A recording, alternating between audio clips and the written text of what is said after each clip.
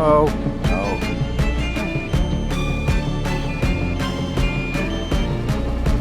Come on. Not land here. No! Welcome to another video, and today we'll be having a look at the maximum range that you can get with the DJI Neo, both with the RC N3 controller as well as the FPV system, and see how they compare. Now, with the N3 controller, this will be running on CE mode, which is quite restrictive and underpowered in terms of transmission. So if you're in the United States or elsewhere in the world where you can use FCC mode, your range will be much better and you can expect better results. With the FPV system, I'll be using the ham-hack file, and that's mainly because we'll be expecting the range to be further than we get with this because of how it'll be flown. I might be wrong, but we'll find out. Okay, just a quick disclaimer, I won't be flying this. It'll be my good friend next to me who'll stay anonymous, because in the UK it's not legal to fly out of line of sight, and this will definitely be flying out of line of sight. So without further ado, let's get into it and see how far this little bad boy can fly. Okay, battery's at 94%, so let's get going.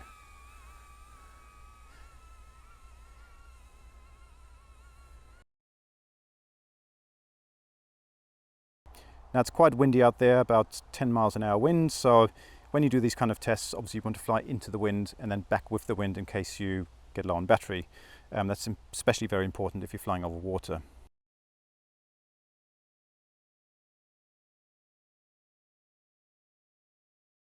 Now, because this is in CU mode, once the signal starts to drop, inevitably we'll have to fly higher to increase that range. It's normally the way these things work. Trying to stay as low as possible though in order to get the least amount of wind at the bottom.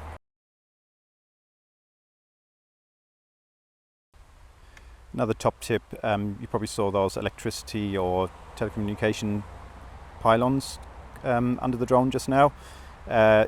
When you fly over those and get those between you and the drone, you can expect the signal to drop as well because they'll be causing interference. So just bear that in mind if you're trying to get maximum range out of this.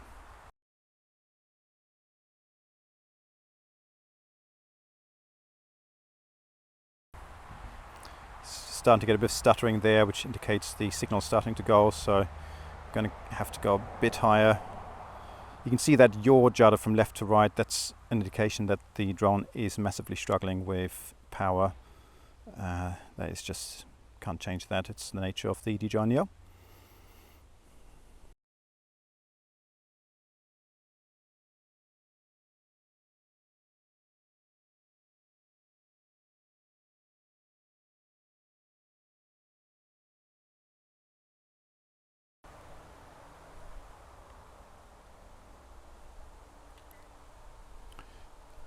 Right, going to cancel the return to home, which is always a very unsettling thing to do.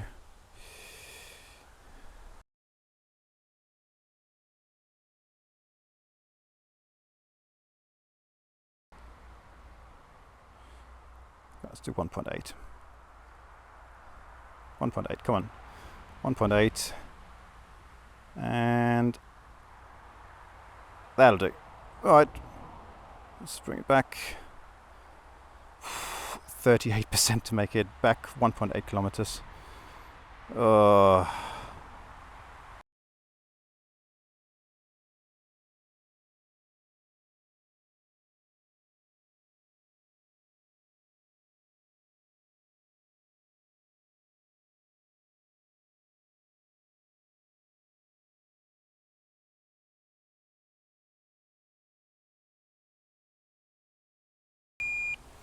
Okay, we're in the nearest field now, so at least I'm not going to have to get a bus to it.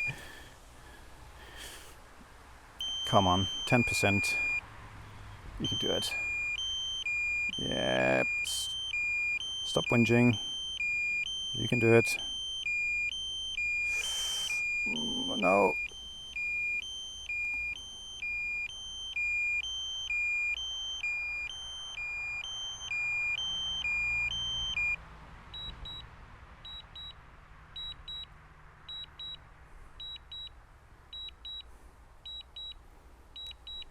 %. Oh, come on, keep going. When this happens, it's going to try and force you to land. If you keep pushing up on the elevator on the left stick, you can keep it going. Obviously it's just going to fight against you, but you can do it. Come on. 4%.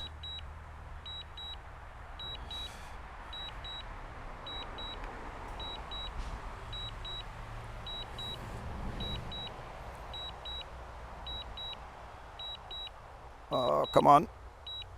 Just a little bit further.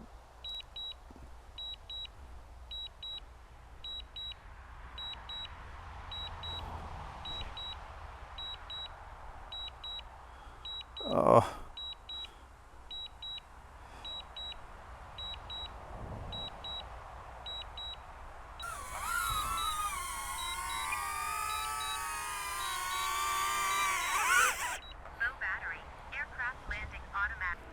Whew, okay, made it back. Probably landed with about -1%.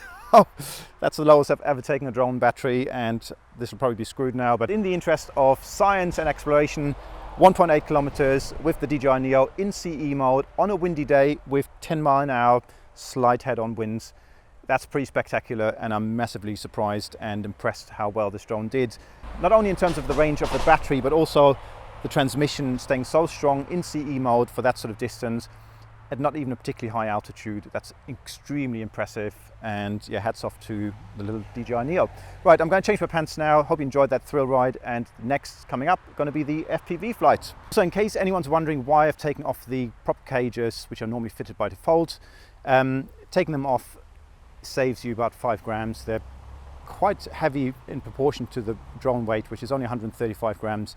So taking them off can, according to the documentation from DJI, gain you an extra 1 minute of flight time, and I'm going to want as much as possible in these conditions.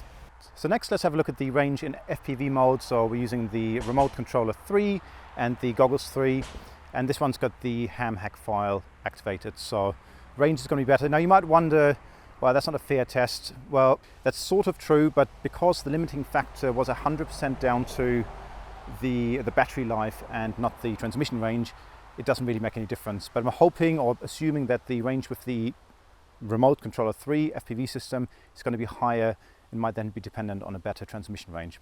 Anyway, so let's get going.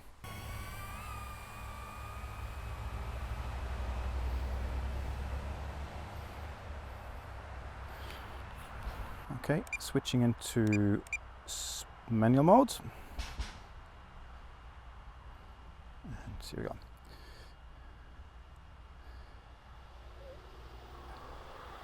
So with manual mode, you do get a lot more speed. Your maximum tilt angle is higher, and as you can see, we're hitting about 35 kilometers an hour without going full throttle, just basically just pushing forward a little bit more.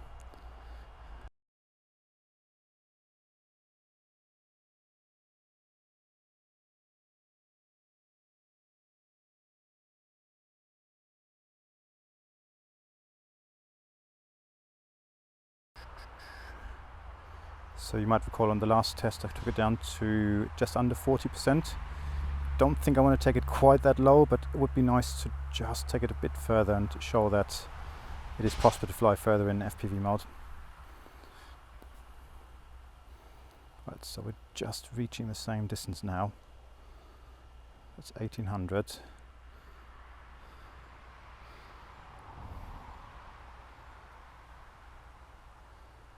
Come on, 2 kilometers. 2k would be nice.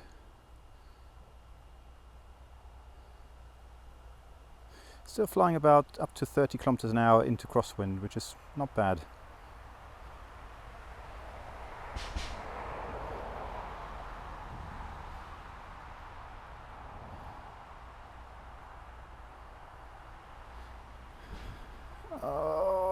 That's where you decide how ballsy you are.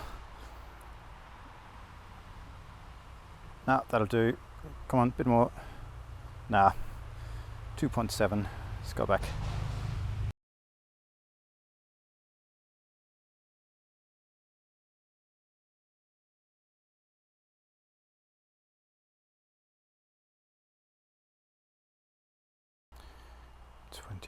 So this actually looks a bit less hair-raising than the last long-distance flight in sports mode with, hey, oh, what happened there?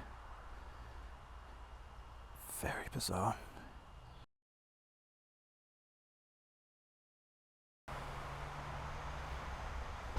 Oh. Alright, come on. Oh. Doesn't like that.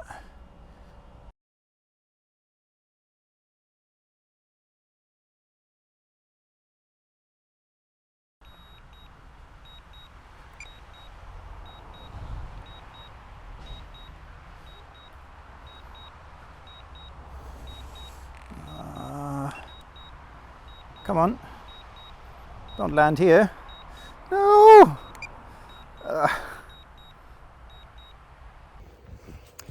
Well, that was a bit silly. So I'm in a field looking for the drone now. Ah, there. Ah. Yes. Right. Okay, one recovered DJI Neo, found in a field about 250 meters away. So 250 meters, auto landing was about 7%, which I would say if it wouldn't have done that forced auto landing, it should have come back with about 1 or 2% in the tank. So it's comparable to the NC3 case if it would have made it all the way and wouldn't have auto landed. Now, in terms of range, you're getting 1.8 kilometers with the NC3 in windy conditions, so it's not ideal, and almost 2.1 with the FPV system. So you can clearly fly a little bit further with the FPV system, but it's all quite marginal. What I would say is, in theory, you could fly further if there wasn't any wind. So I wouldn't be surprised to see cases of people flying further than this out there. But I would like to put a disclaimer in there that if you're in the UK, in Europe, you're not supposed to fly beyond line of sight, and that clearly was beyond line of sight. So there's a good reason why you didn't see me fly this drone. Hope you enjoyed the video though, and it's good to know these things. So if you enjoyed it, if you found it useful, then remember to like and subscribe, hit the notification bell, leave a comment, and I look forward to seeing what you've got to say. Anyway, until next time, happy flying, stay safe, stay legal, and I'll see you soon. Bye bye.